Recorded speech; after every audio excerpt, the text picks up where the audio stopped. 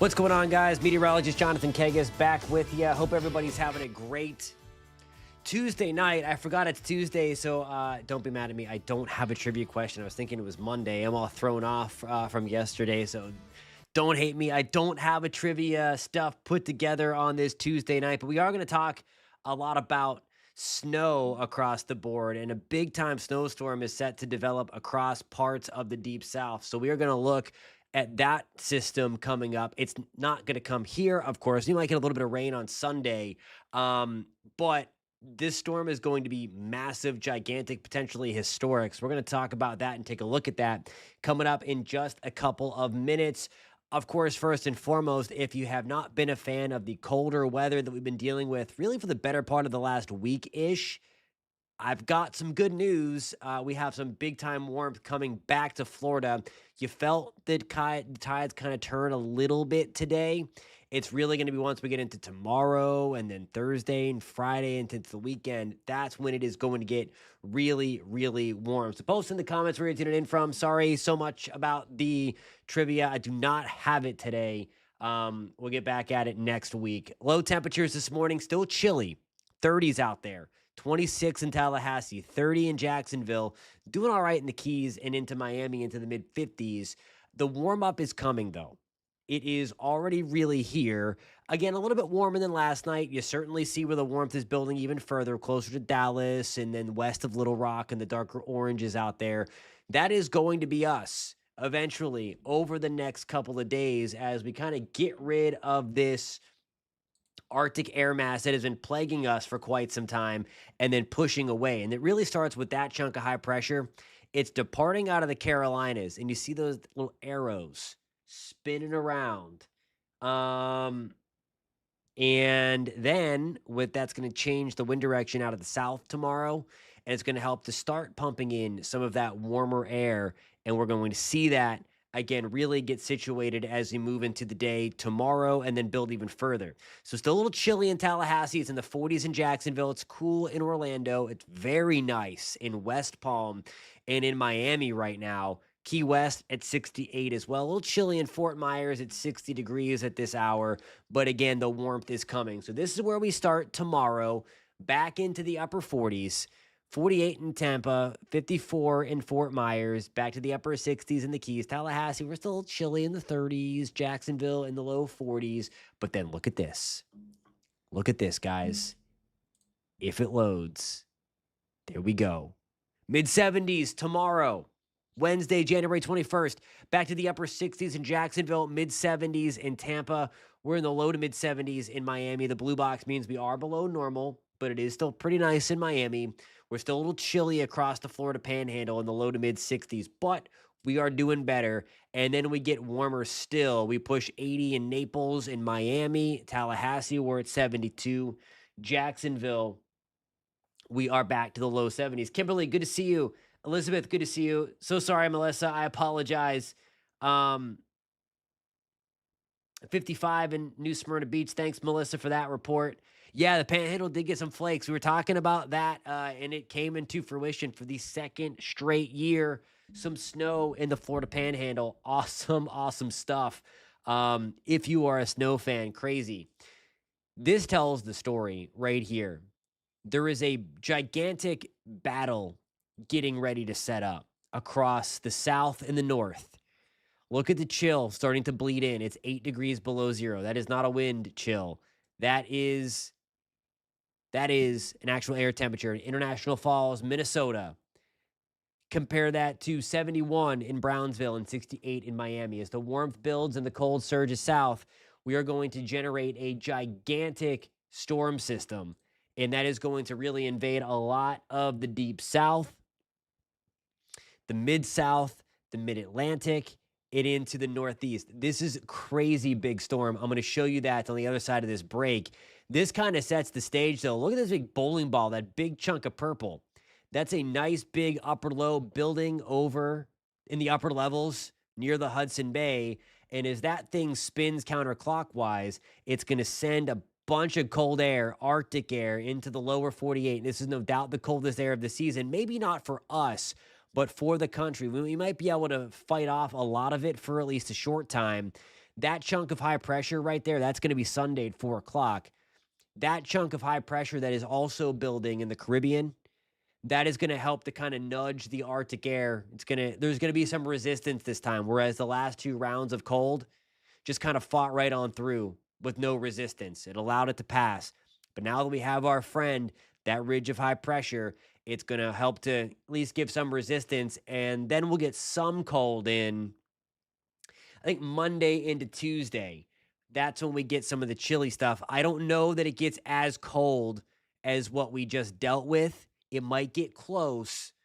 But yeah, Monday and Tuesday of next week, probably bleeding into Wednesday, we get more cold in from this blast of Arctic air. We're going to take a look at that coming up. And we are also going to take a look at this ridiculous snow and ice storm that is going to develop. This is going to be one to watch. Again, we get to watch it from afar, but from Texas all the way to maybe Maine, gigantic snowstorm and ice storm takes shape. We're going to talk about that on the other side of this break. Good to see everybody. Thanks for hanging out with me on a Tuesday night.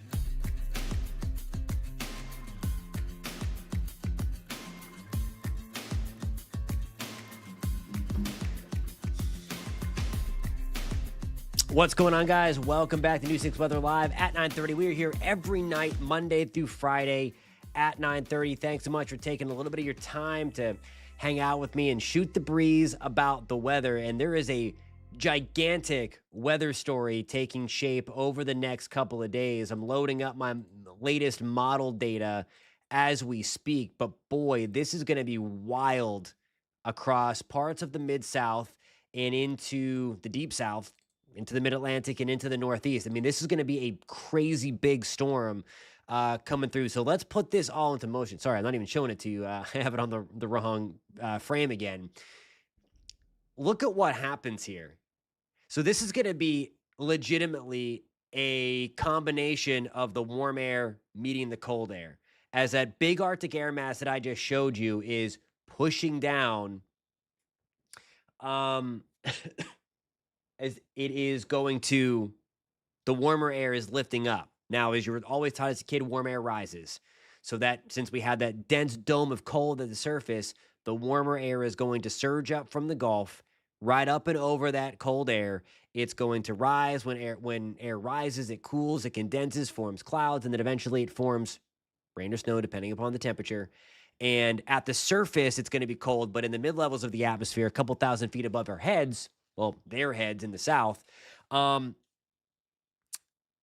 it's going to be warm. So that snowflake melts, turns into a raindrop, and then freezes on contact. That's what we call freezing rain.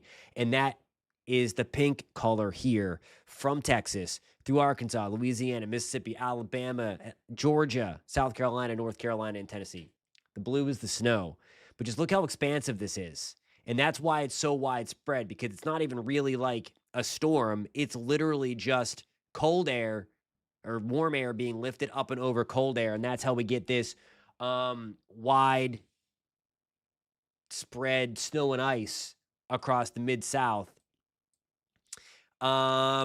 Models wanted to trend this north a little bit. We'll see what happens tomorrow. Again, this is not our problem. This is just something that we're going to talk a lot about, because we're going to watch this come together. But this is just wild stuff here. You see the swirl off the Delmarva, all the arrows going counterclockwise. There's the area of lower pressure sending some heavy snow back to the northeast and then riding it right up. So if you're a snow lover in the northeast, that at least helps you out a little bit. That it develops that area of low pressure off the coast of the United States. Back for us, this does pull in some colder air. What we're looking at here is the temperature outlook for January 26th to January 30th, and you see all of the darker blue. That is high confidence for below normal temperatures. Now, that should take aim mainly across from like Mobile to Atlanta to Washington to New York, Louisiana, back where that purple color is. We're in the moderate blue, so confidence is decently high for below normal temperatures. That should arrive again on Sunday and then into the early stages of next work week. So that's what we're watching for. And I do think we will have the opportunity again to get pretty cold. There are questions as to how chilly it's going to be, but it's something that we're watching. This is the temperature anomaly chart here. And there it is. Look at that. I mean, that's pretty crazy. But you do see here as we get into next week that the core of this is hanging out here. We get some of it 6 degrees below normal. We can handle that. That'll put us back into the low 40s and low 60s, maybe upper 50s going forward there. So that's what we're going to watch. I don't think it's anything too crazy. Let me take this out, actually. I want to take this out to Wednesday and just see if we start losing it a little bit. Like, there's another round of colder air. This is the 30th.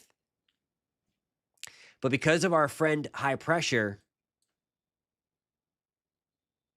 it's going to help to start fending it off. That thing in the Caribbean, it's going to help to start fighting off the cold. That's been the setup that I was expecting, at least in the middle of January. It has not come back yet. It should start to at least fight some of the cold, but boy, it has not done that so far, at least through the second to third week of January. So that's going to be something that, again, we watch going forward. The one thing I did forget to show you, let me pull that in.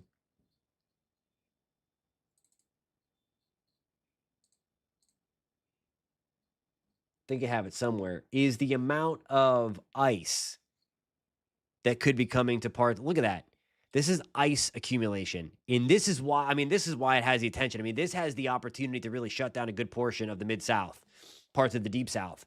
Like, when you're talking about anything over a half inch, it's really significant. And then once you get up to like start talking about an inch, that is crippling stuff. And you see Tupelo 2.8. I don't know that they get 2.8, but the fact that there's model guidance spitting out those numbers, the potential is going to be there for an inch or two of ice. That is going to weigh down some trees big time over the weekend. Again, this really takes shape late Friday night, closer to the Texas and Oklahoma panhandle, and then into the southeast and northeast by the early stages of next week. So a multi-day, high-impact winter storm. This could be the most impactful winter storm that the country has seen in years. Tennessee is going to be hard. You guys are in the battleground, right in it, where I think there's going to be a period of potential heavy snow. It's going to be, okay, does that pink line shift south or north? That's going to be the mix. And that's what we have to figure out over the next 24 to 48 hours as we get some better data, watch some things come together a little bit closer. We know the storm is going to be there. This is something that does not wash out in this kind of setup. But what it does do is we got to figure out where that setup happens. So that's our job to do that. And there's going to be some wiggle room in there for the next probably 24 to 48 hours. And then again, this starts to ramp up on Friday. So by that point, we should have a big time. What part, Berlinda, is she in? Because the further northwest, the more I'm optimistic for some heavy snow. The further southeast, the more ice. It's close. And again, a little too close. We'll have the latest model update for you tomorrow to see if we start generating a trend. It jogs a little north today. I think it's going to go further to the south again, just because this dome of cold Arctic air is so dense. It's going to try to force everything back to the south. Alrighty, guys, I have to get my second break in. When we come back, if you have any questions, I will do my best to answer them. See you in a few minutes.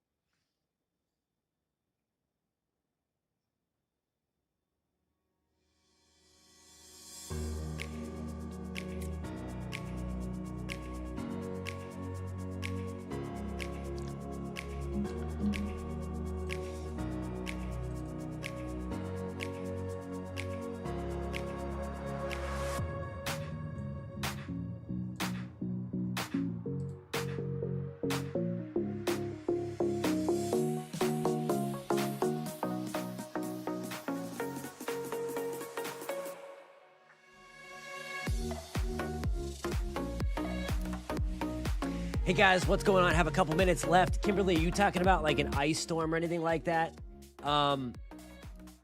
Yeah, so the freezing rain comes before the Arctic blast, but the Arctic air bleeds in at the surface kind of at the same time. That's what gets it going. You got to have the warm air go above it and then that cold dome of air at the surface. So that's what we're talking about there. For Virginia, this storm should be gone by the 28th. This is kind of this weekend and into Monday. So that's pretty much gone through the 26th, and then things should clear out a little bit and all that stuff. Yeah. It depends. As long as there's enough cold air at the surface, there's been ice in the Panhandle before. There's been ice in North Florida before. It all depends upon what the temperature at the surface is. There needs to be a lot of cold air at the surface on land because, as you mentioned, as you alluded to, there's a lot of warmth. There's a big warm and moist air mass that's pretty much always chilling down there in the Gulf because you need to have the warmer air around to first and foremost get the lift to get the rain going. So the freezing rain going. So yeah, no, you're 100% right on that. It can happen, but again, it is all that stuff. Melissa, I do not think we're going to have any bad storms with this coming in on Sunday. We should be in the clear. On that front, and we will keep an eye on that. Melissa's happy that she doesn't live in PA anymore because there is a lot of snow, at least in southeast Pennsylvania. There is a lot of snow potentially coming. It could slide off towards the mid-Atlantic. I think that part's the unclear portion of this is, does it ride the coast or does it keep on going out and kind of spare Pennsylvania some of the worst of the snow accumulation there. Alrighty, guys, that about does it for the show tonight. My apologies about trivia that I forgot. Today was Tuesday. I was thinking it was Monday all day long today. I'm so sorry about that. Coming up tomorrow, again, we are going to talk a lot about this snow and ice storm because it's going to be fun to watch what the models do. So that's going to be kind of our homework assignment. We're going to watch that. We're going to see what happens as it bounces around. I think we're going to start to see a shift further to the south. That does not mean we're going to get any of the ice. That is not going to be as far south even as the Florida Panhandle. But just in terms of how far south does the potential crippling ice get into places like central Mississippi, Alabama, Georgia, Louisiana, Texas. It's going to be wild. It's going to be something to watch, and we're going to break this down meteorologically every step of the way. Really appreciate you guys. Kimberly, what part are you in again? Uncover the plans because local radio was saying just 38. I would keep 38. 38. It's important to note, and this is kind of a last thing. If it gets into the 30s, I would keep the plants covered because there's still an opportunity for frost. The issue is the temperature forecast is for 6 feet off the ground. Anything at the surface, plants included, radiate their warmth away, and that helps to cool it faster than the air. So even when it's in the upper 30s, frost is still possible. If it's 38 on the thermometer, the coldest air resides at the surface 6 feet underneath where we take the temperature reading, so it still could be 6 degrees colder to get it to freeze a little bit. Interlocken's going to be close. I think you're going to be okay from widespread damage. Again, it would be a light coating of frost. If it does develop, it is still breezy, so that might prevent widespread frost as well.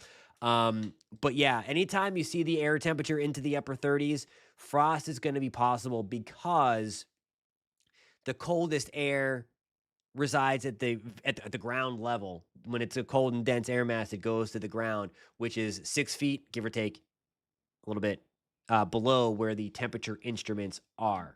So all that stuff. Alrighty, guys, there you go. That was a trivia question. Where's the how far off the ground are official temperature readings taken? And the answer is 6 feet. So there you go. Guess it really wasn't much of a question. I told you the answer before that, but whatever. Sorry about that, guys. Alrighty, I will see you tomorrow, 9:30. Stay warm. We're getting warmer. Big warm up coming this weekend as well. We'll see you tomorrow night. Have a great night.